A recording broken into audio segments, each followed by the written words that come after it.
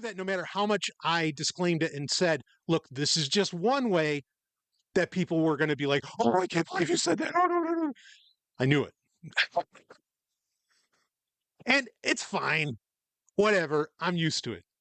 You know, it's people get triggered and whatever.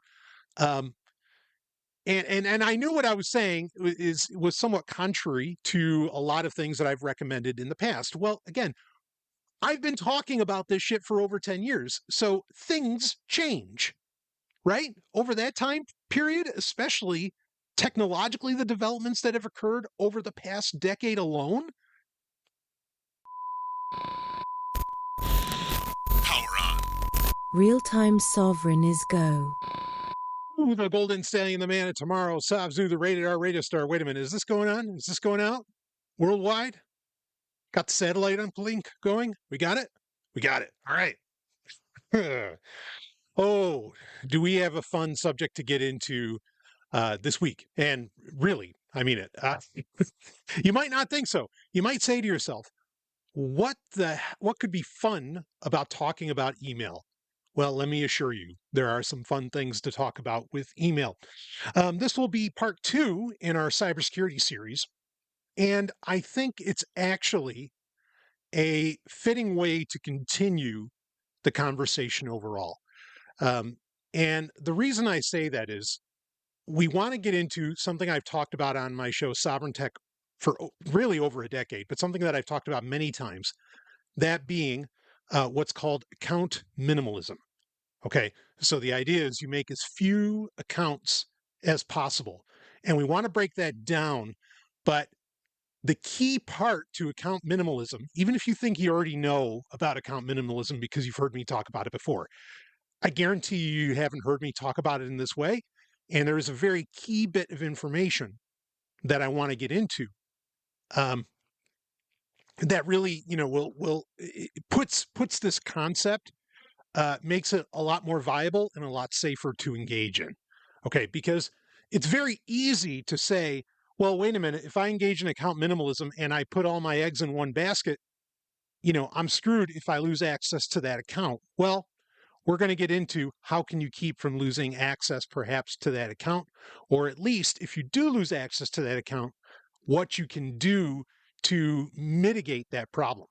Okay, so we're going to get into that in this cybersecurity subseries, part 2 of the cybersecurity subseries. But I got to tell you, before I take even a peek at what emails have come in for me overnight, one thing I do, I instantly, well, first off, I brew some coffee and I get ready to go with just, and especially right now on Ice Planet Zero, those temperatures are dropping, baby, and I want it hot. Okay. So I make my coffee. Once I have my coffee, then I'm ready to watch radar. Wait, no, that's not how that goes. Once I have my coffee, I also like to extend the effect of that coffee without having to drink entire bottles of coffee. And what I do is I reach for my little bottle of Magic Mind. Okay, seriously, Magic Mind. This stuff has L-theanine in it, which if you've never heard about this, okay, the research around this is fascinating about L-theanine's ability to extend the effects of basically of coffee, but really of caffeine. Okay. And not only that, all right, this gives you my again, little shot, this little mental performance shot. Okay.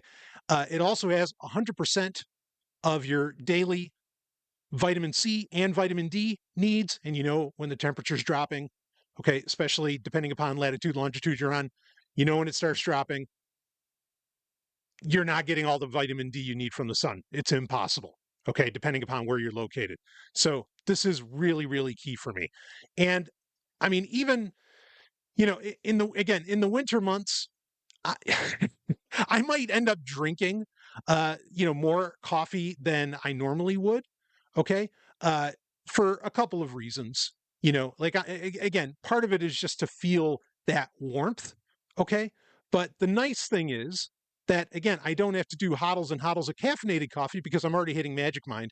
In fact, this was happening last week where I was able to do more decaf than caffeinated. Why? Because I didn't need more caffeine. Because for me, Magic Mind was taking me the distance throughout the day. So even though I want that warm drink, okay, or maybe I could go with tea, maybe, instead of just having, constant caffeination, okay, I'm just going for decaf and letting the L-theanine in Magic Mind do the heavy lifting, as it were. Okay. I absolutely love Magic Mind. You need to give this shot a shot. If you're looking to boost that mental performance. Okay. And again, like I said, got your vitamin C and vitamin D, your daily recommended, like 100% got you covered here. Okay. That can eliminate other supplements if you so desire. But I get one of these a day, way before I start opening my email. I'm hitting my coffee and I'm hitting my Magic Mind. And if you want to hit Magic Mind, actually got a great deal for you. Why don't you go to magicmind.com/sovryn? Okay. Use that link. That way they know where you came from. Magicmind.com/sovryn. Use the code Sovryn20, just like my name, SOVRYN 20. Use the code Sovryn20 and you can get 48% off your first subscription, or whatever you're ordering, you get a 20% off one-time purchase. So magicmind.com, magicmind.com/sovryn, and then make sure you use that code Sovryn20 for me, okay? And you're going to get the hookup. And again, give it time. Let this build up on you. Let Magic Mind, you might not feel it the first day, second, third day, just let it keep building up. That's what I did. And, I don't want to go a morning without it. So magicmind.com/sovryn, use that code Sovryn20. Now, let's talk about email, shall we? Because there's a lot to talk about. So in the previous episode of the sub-series that we're doing here on cybersecurity on Real-Time Sovryn, I talked about device minimalism. That's actually the title of the episode. And in that, I was discussing, just as a quick recap, I was discussing how you really want to bring, to engage in 21st century, we're in 2024 right now, going forward, best cybersecurity practices based upon the conventional methods of civilization that we all live under, okay, or that most of us live under anyway. I can't claim we all do. A good practice is to actually have, don't have a million devices, right? In fact, for security's sake, the device that actually handles most of your important affairs, okay, you may want to break that down to one device. And in the episode that I did, I had recommended, and again, by no means, I said I was going to respond to some of the emails. I'm going to save that for like a larger Q&A for this sub-series. I had so many people, and I knew this was coming. Like I knew it. I knew it. That people were going to respond negatively that I was recommending an iPhone. Okay. I wasn't really recommending an iPhone. I kept saying over and over again. In fact, I wasn't even saying necessarily smartphone. I kept saying over and over and over again that what I was, if you want to use the term recommending, I kept saying over and over again, it's not the only way. It may not fit your threat model. You can apply what I am saying to any device to pretty much any device you want, however you want to do it. Okay. Wasn't telling anybody to give up things, wasn't telling anybody to throw something out, wasn't saying anything like that. I knew that was going to happen. And honestly, I also knew that no matter how much I disclaimed, how much I made a disclaimer saying, you set this up with, you want to use Android, use Android. You want to use Windows, use Windows. You want to use Linux, use Linux. All the better, actually, if you're using Linux. Whatever. Yeah, Android is blah, blah, blah, blah, blah, blah, blah. I've been a tech journalist for so long. I know. Okay. I was still, I knew that no matter how much I disclaimed it and said, look, this is just one way, that people were going to be like, oh, I can't believe you said that. Oh, no. I knew it. And it's fine. Whatever. I'm used to it. It's people get triggered and whatever. Um, and I knew what I was saying was somewhat contrary to a lot of things that I've recommended in the past. Well, again, I've been talking about this shit for over 10 years. So things change, right? Over that time period, especially technologically, the developments that have occurred over the past decade alone, you know, if I didn't slightly alter what I was saying, I mean, A, how boring, but B, I could get into a whole side subject about, I always worry about people that are like so, they're like hedgehogs, kind of burying their head in the sand, right? And you can tell that they're burying their head in the sand. And when you bury your head in the sand, do you want to know what happens? Okay, you lose adaptability. Okay. Now, some people like to think, well, and as I often say, only the paranoid survive, right? Well, this is true. But that's just as true. Only the paranoid survive. I could just as easily say that only the adaptable survive as well. And I mean, that's just that that's just an evolutionary fact. Okay. I mean, humanity's actually, the human being's strength actually comes from its ability to adapt to so much.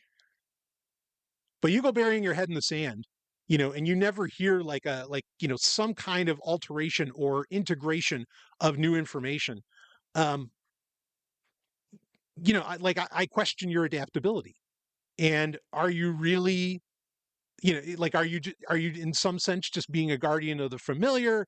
Are you in some sense just being, are you just stuck in your ways and you don't like anything new and all this stuff? I just, you you have to, like, at some point, when as you continue to learn, if you continue to learn, and I guess that's the if you continue to learn, you will come up with different ideas, new ideas. Maybe your baseline won't necessarily change, but that's just your baseline. Outside of that, you've got to be supremely adaptable. And that's a big reason that I'm doing this cybersecurity subseries, is because I want you to be able to be adaptable to the world that we live in. Okay.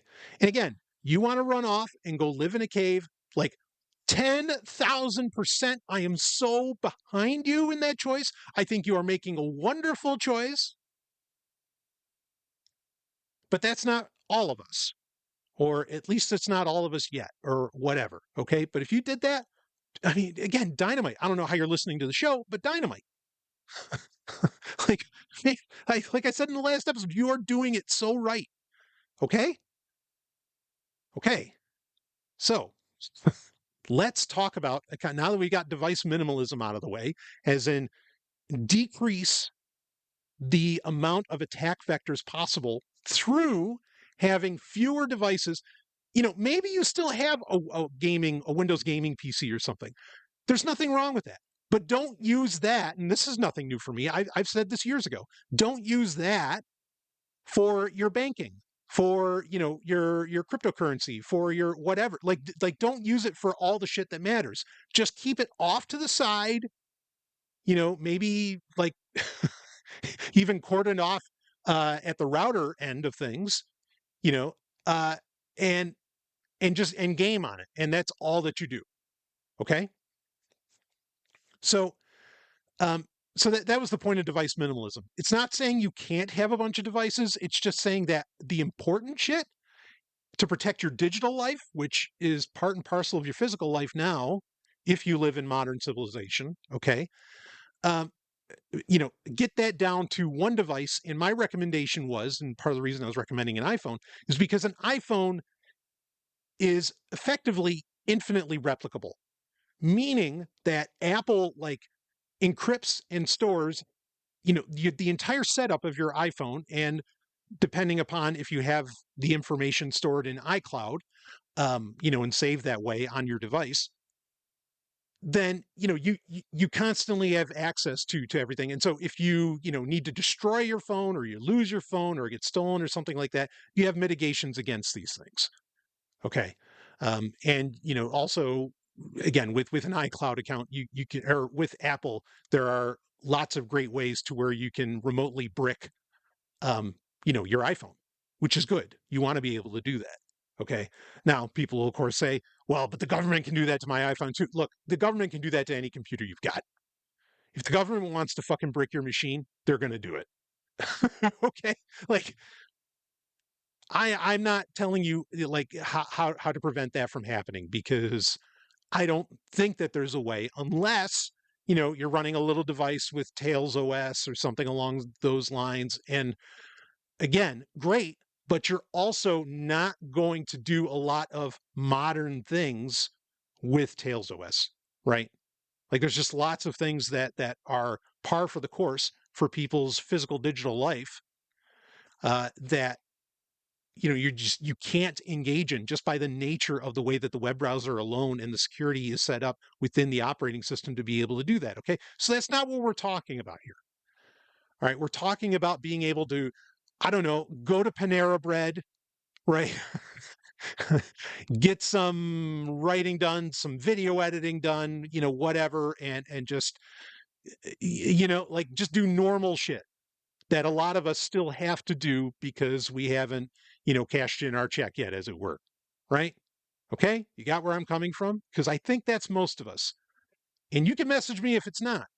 And again, like, if you found the way to, like, not have to live this way anymore, and you're comfortable, and you're getting your fuck on every day and all the stuff, and great, like, please, I am begging you to email me and tell me how you did it, because believe me, I want to know.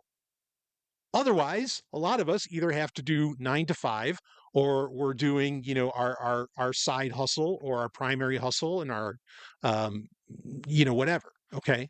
So, again, if you've figured it out how to not be in the system, and it didn't cost you, you didn't have to make your millions, or even your multi high six figures or something like that. Like, go ahead and let me know. And honestly, you should be doing a podcast. And I'm not saying that I'm not being nasty in saying that. I fucking mean it. You should be doing a podcast and telling people how to do this.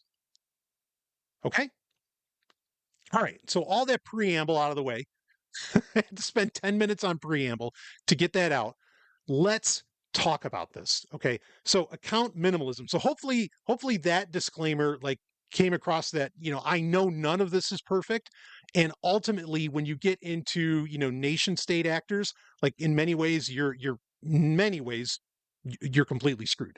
Okay. We'll try to mitigate a little bit here when we talk about this, but let's get into it. So account minimalism is, quite simply, it's just like device minimalism, but it has to do with accounts that you have, digital accounts. Okay. I'm not necessarily talking about bank accounts. That's a whole separate conversation, really, to be had, and I don't necessarily feel qualified to have that kind of conversation.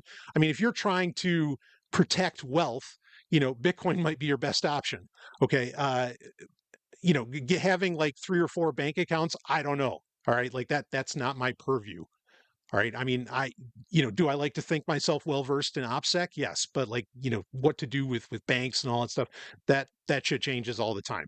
Okay, but if you want to hold on to wads of cash or Bitcoin or something like that, okay, separate conversation, and certainly we will talk about cryptocurrencies within this series. Okay, but right now we're talking about account minimalism.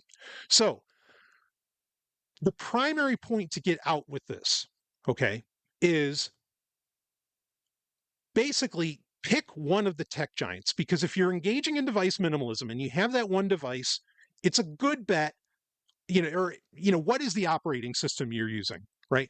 Are you using Windows? Are you using Android? Are you using iOS/Mac OS/iPad OS/ whatever, you know, prefix that that Apple will put in front of the word OS, or will put at OS. Watch OS, I don't know, whatever. Believe me, I'd love it if Watch OS was the only device I needed, but it's not yet anyway, and maybe never will be. So, what operating system are you using? This is the first question to ask yourself. Okay, if you are using Windows, and I guess I'll break these down. Okay, so because depending upon what operating system you're using, and if it's Linux, a little bit of a separate story, but I'll talk about that. Okay, depending upon what operating system you're using, that kind of leads in certain directions as far as what makes the most sense for the kind of primary account for you to have. Okay, and this primary account is ultimately going to be beholden to your email. So that's why I say email is important here, and we have to have that conversation. Okay, so if you are using Microsoft Windows, you might want to consider going with, um, a Microsoft account being your main account. Okay, your main account that will do what? Your main account that will store your photos, your main account that will handle your email right through Outlook. Okay, your main account that will also, and this is really key, that will handle your perhaps your passwords, your one-time pins, and your passkeys. Okay, um, or like every aspect that a lot of these can handle, because now you can say it's all under one roof, right? I understand that. We're going to address that in a minute. Okay, but let's keep going over this. So if you want to, if you don't want a phone to be your primary, your one device, right?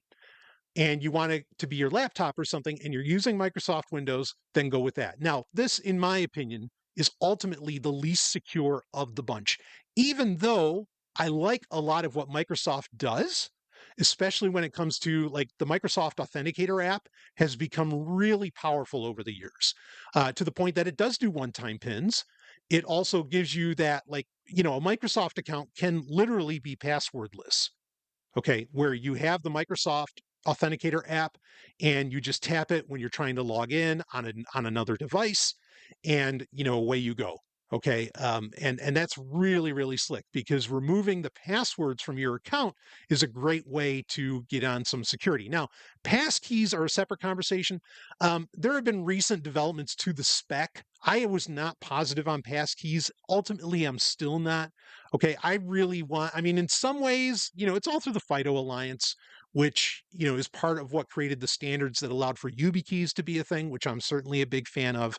Okay. But I was not really bullish on passkeys. I'm still ultimately not. But is it better than passwords? Yeah, in some ways. Okay. Do I wish we went with Steve Gibson's Squirrel software? Yes, of course I do. Okay, but passkeys are kind of here. Now, something that was added to the spec recently with passkeys is the ability to export and import passkeys into other password managers and into other accounts. This was one of the major negatives about passkeys, was they were, if you, depending upon how you set them up, they may be attached to your Microsoft account, they may be attached to your Google account or your Apple account, and they can't be exported or put anywhere else if one day you decided to stop using iOS and you wanted to use Android instead.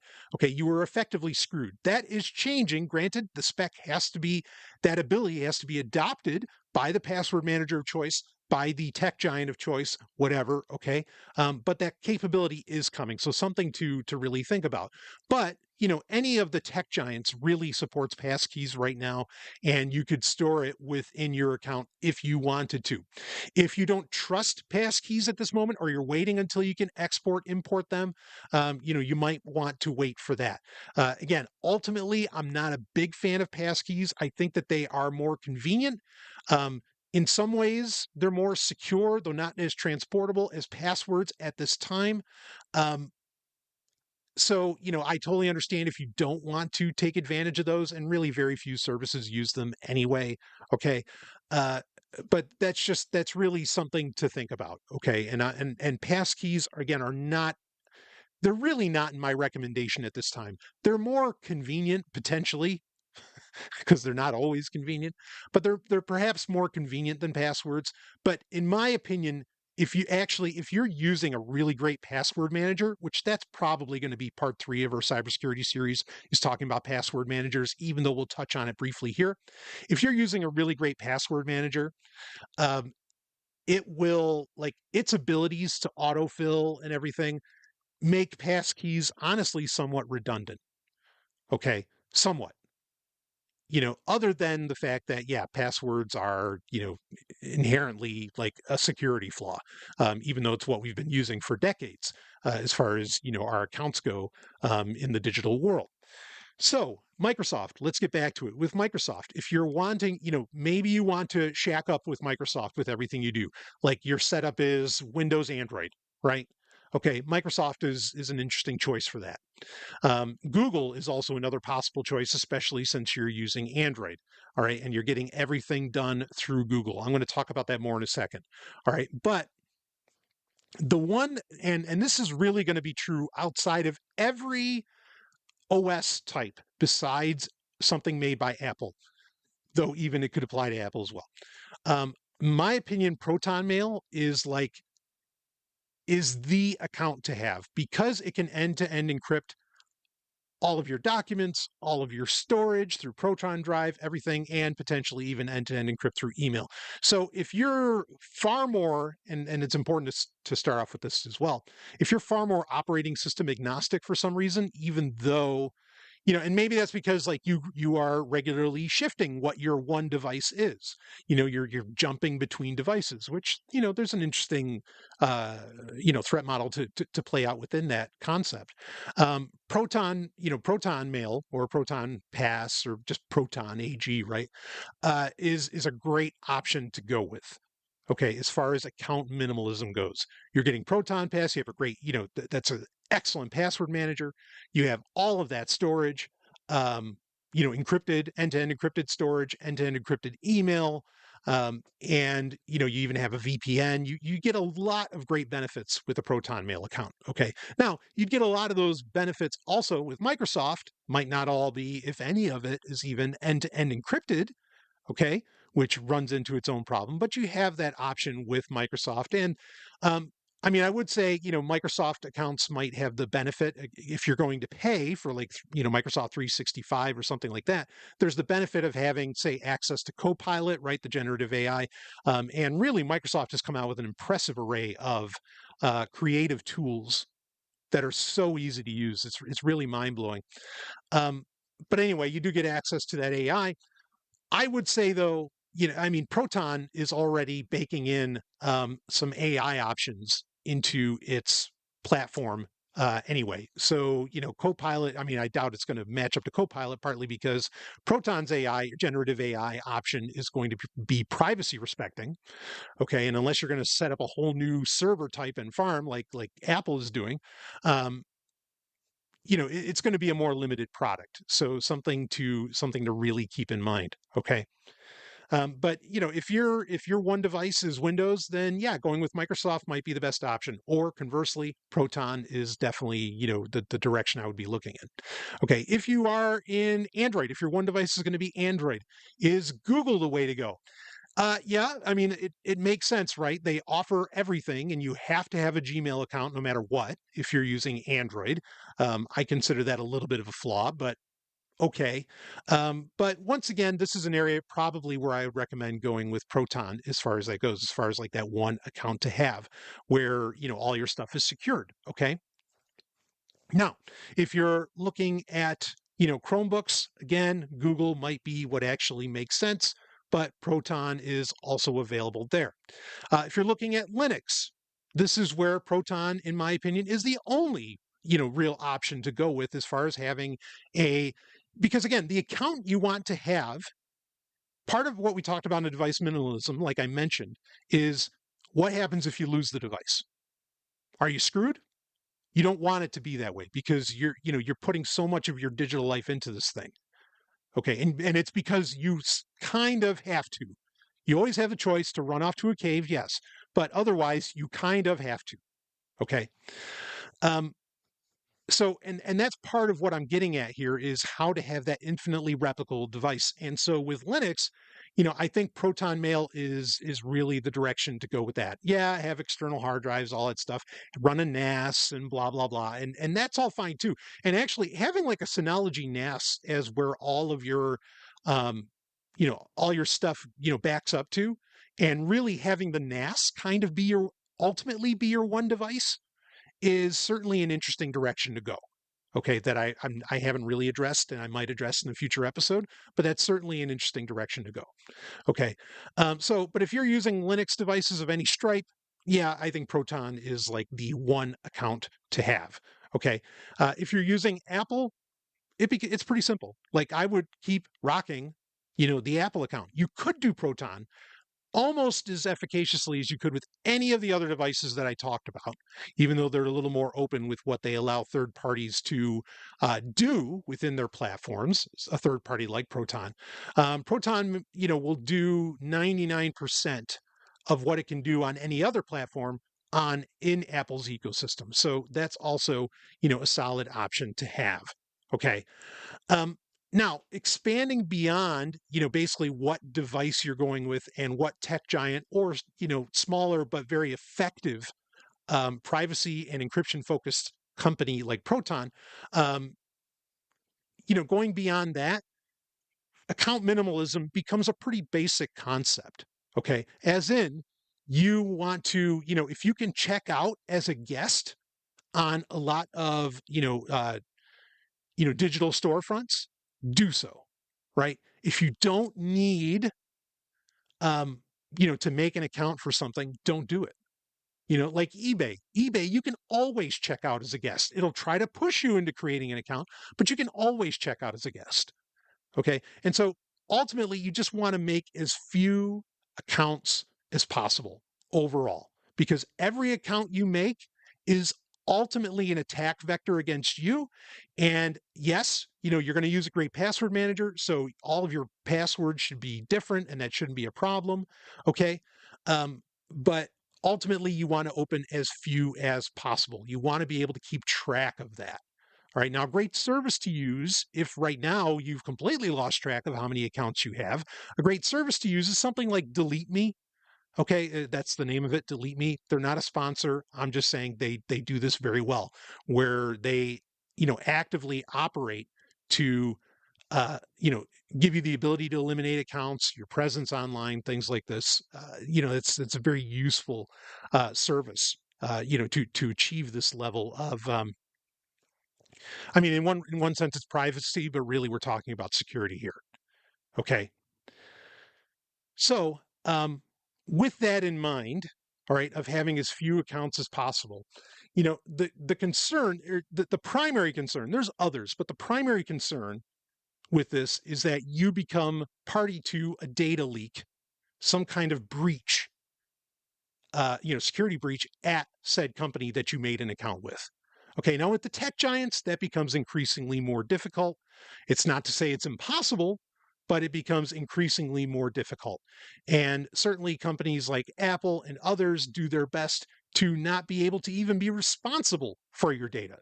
So that even if there was some kind of breach against the company, it's all encrypted. We don't have a goddamn clue, right? That's what you want those companies to be able to say, and that should be put under consideration when you're choosing what accounts you make and which ones you don't. Okay, how much do you trust said company to manage your data or to be able to withstand sustained, cyber attacks? Right. This is important. Okay. So, in one sense, because with a lot of data breaches, it's a matter of if, not, or it's a matter of when, not if, right? So while you want to use a different password everywhere you go, in a world that, in a world, in a world where we're still generally running off of usernames and passwords, and that username is usually an email address. Okay. If it's just a username, always use a different username whatever account you make. But if if your username is an email, this is where you want to consider, okay, with what account that you're making, can I create a one-time, what they like a throwaway email, or what some services call hide my email, that you can plug into as your username, and what you make your account with. This goes a long way to helping with, I mean, because as much as you want to engage in account minimalism, you can only go so far without handicapping yourself in the modern world. Okay. So being able to use a, more pseudonymous email, as in not giving away your primary email address, is a wonderful thing. And this has become a very popular service. Okay. DuckDuckGo offers it. In fact, DuckDuckGo is seemingly, they're starting to create services akin to what Proton is doing. Firefox seems to kind of be going in that same direction as well. Okay, like this option of hiding your email is really becoming a standard. okay, of a pseudonymous email, one-time pseudonymous emails. And I applaud that's becoming a standard. This is where I think having your one account be a Microsoft account could be a little bit of a problem because they're the one of the bunch that I've talked about so far. Them and Google are the ones that don't offer this. As far as I know, something could have changed recently and I didn't get the memo. That's possible. Okay, but they don't offer that. But Proton offers it. Like I said, you can do it through DuckDuckGo. Um, Apple does it through uh, iMail or iCloud Mail. Uh, and as far as the ones we've talked about, like those are kind of the big winners. Like I said, really Proton and Apple. Okay, so that has you covered. And they automatically go through the process. They offer to do it, through their password manager or whatever. And it's really, in my opinion, it's an important way to do that. Okay, this is why I wanted to talk about email because it is essential to practicing account minimalism. Okay, now let's get into the dangers because this doesn't have to be a super long episode. I think when you hear account minimalism, like you just get it instantly why this is a good idea. Like it just clicks. Okay, so I don't have to talk a whole ton about it. But this is really, really important. This is the trick you want to implement. Okay. If you listened to a recent real-time Sovryn that I did with um, BP, incredible man of the stage that I did with BP, he talked about how his troupe, his acting group, his improv group, Dorks and Dungeons, how they don't actually use a full-on website, right? Like they used to have a website and they just stopped doing that, and now they basically have a link tree. I've done the same thing, okay, where I just have a link tree that leads to other sites that can handle a lot of the security. Okay. My reasons for doing this, uh, I mean, there's a few, but when I had like ZombieOfflineGames.com, when that website, and that website doesn't exist anymore, but when that was, really hot and happening a few years ago, um, I would be dealing with so many, attempted exploits against that site. It was a real problem. I mean, I was dealing with thousands, sometimes a day, sometimes a week, sometimes a month, like depending upon what I talked about seemingly the previous week. I mean, like it was almost a full-time job managing that. Okay, so I'm very much over that. All right. Um, but regardless, okay. But anyway, so the point I'm getting to with that is, having this link tree that just shares, where you want people to find you, maybe even shares your email address, whatever. Again, make that, not your primary email address for people to reach you. I think that's a very beneficial thing. Now, the way to do that though is you don't want to give people, you still want to give people like a custom URL, right? Okay. So for example, I have nwo.red, right? That's a URL that I use a lot right now. I have others, I have sovereigntech.com, all of that. All right. Those, I keep the URLs, even though I don't keep the websites. I keep the URLs. Yes, you have to pay a yearly fee to do so. Okay. But I keep the URLs and I keep them independent of that one account. Okay. And whatever, domain registrar you want to go through, you take your pick. I use Namecheap. I'll certainly, I'll mention that. Okay. And I lock down Namecheap. Like the two accounts that I lock the fuck down, I lock down every account, but the ones that I really make sure I lock down is my Apple account and my Namecheap account. Those are the two most important accounts that I have. Okay. And I'm going to explain why. Because Namecheap, all right, again, holds all my URLs, and that's basically my listing in the phone book online, right? That's me in the yellow pages or white pages, however you consider me. Okay. Uh, of the, the phone book that is the internet, that is DNS, right? So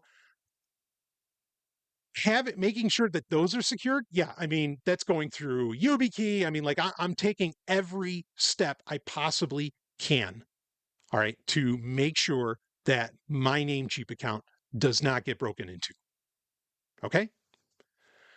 Now within that, all right, and this is where things get really key. So I can change, like I said, my URLs, I can change wherever I want sovryntech.com to point to. Okay, if I wanted to go to a link tree, you can do that. If I wanted to go to, my podcasts like main page on Spotify for podcasts or something, I can make it do that. All right, I can point that wherever I want to. And that's important because, websites can get taken down, right? Um, accounts can get taken down or can get shut down on you. If you're that kind of a troublemaker or if there's some kind of horrible mistake or whatever, that can occur. So having control of URLs, your own URLs, is a really, really key thing. Okay. Now, while this is just as important for leading people to whatever website you want them to go to, this is just as important for email. All right. Because what you're going to want to do is you may have, like, let's say you're using an Apple account, okay, and you're going through, through Apple Mail. You may have everything go into your Apple Mail inbox, but what you can actually do is you can have your URLs, say like sovryn-tech.com or something like that, forward or connect to your Apple account and connect to, your Apple Mail. Okay. Here's the thing, and this is why it's really, really key, because the reason to do this, because you can do this with Proton as well. You can do it with just about anything. The reason to do this is if Apple, for some reason, shut down my Apple account, took it away from me, whatever that happens to be, though that'd be like a disaster scenario for anyone. And, outside of Kim Jong-il, I don't know, who they'd even try that on. But regardless, if they did, worst case scenario, right? Hope for the best, plan for the worst. Only the paranoid survive. Being properly paranoid, if I lost access, say, to my iCloud account, to my Apple account, or my Apple ID, and that's where all my emails were, and I needed to get access to other accounts, sign into things, whatever, change my email address. Unless the other accounts I was trying to go to, had great reset options where I could change the email address that they go to or whatever. But even that can be a real pain in the ass and sometimes can hold up your ability to access accounts for days, if not weeks, even a month. Okay. If I control the URL of the email that I'm giving to people, then I can change from Namecheap. I can point, my MX servers with the mail servers. I can point where mail is going to another service. Basically, I could instantly have my email that's going to Apple Mail instead go to Proton Mail by just changing my MX records, CNAME and all that, and pointing it all towards towards the other account. So that's why I say it's really key, and this is the essential thing to understand in account minimalism. You never want to lose access to your custom URLs. All right. And you never want to just host them, under your one account either.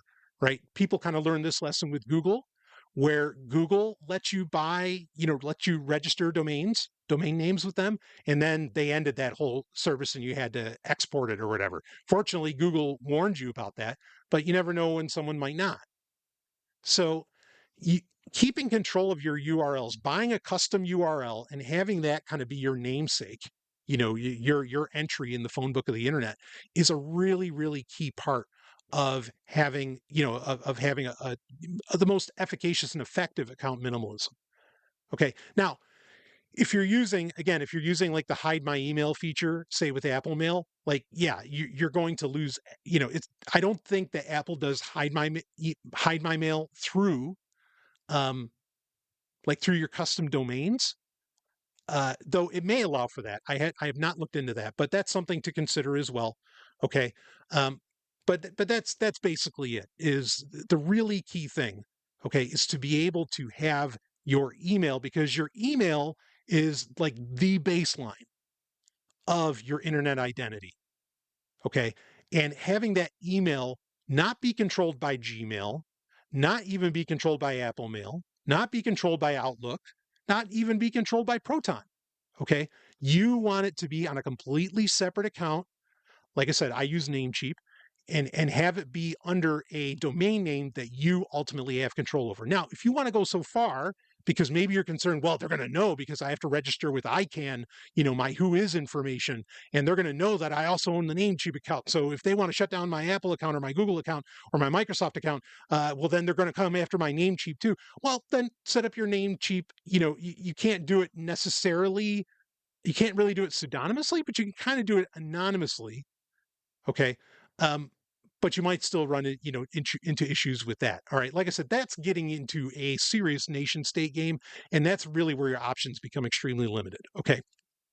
But you really, for very dumb reasons, invalid reasons, you can lose access to your accounts with any one of the tech giants. Okay. So you want to mitigate that by having some control of your digital identity that exists outside of them. And in my opinion, the best way to do that, outside of, maybe going with Proton, okay, the best way to do that is to own your own URL, have your own domain name, and learn how to, be able to forward, where your domain name, like what website it goes to, how to get it to go, how to move which, where the emails show up, which service your email shows up in, and all this. And that's really the way to very much mitigate that. Now you're still going to lose, you're going to lose all of that email, right? If you happen to lose one of those accounts, but at least you're not losing the email address when you're able to instantly redirect who's able to receive that email, or, what service is able to receive that email address. So that's a really key thing to consider. Okay. I don't, again, and this is just as true for websites as it is for email. I don't really believe in having like a website where like the website and the URL, like the hosting and the URL are baked in together. Okay. I've run into where like that. Anyway, there's just issues, a lack of nomadry or portability or even adaptability that allows for, or that eliminates, in my opinion. That's not a good thing. I want to be more portable. I want to be adaptable. I want to be able to shift quickly. Okay. I want to be able to, if I'm focusing hard on Instagram, say, I want Sovryn-tech.com maybe to point at my Instagram. Or I want these things to be able to point at, very specific things. And you want it to be a URL you've had for a while and that you've constantly put out there. Okay. Because that way, people might stop listening to you, or people, whatever, they might not follow you anymore. But at some point they'll remember, oh, I wonder what this person's up to. And they'll remember your URL if you got a great URL. And that's a completely separate conversation because that's more about marketing than it is cybersecurity. But if you have a great, URL, they're going to remember it and they're going to put it in, and they're going to end up even years later where you want them to end up. So this is a pretty key thing, to have. And, maybe even you have the URL point at like some quasi-anonymous blog post where it says, hey, yeah, I left and ran off to a cave.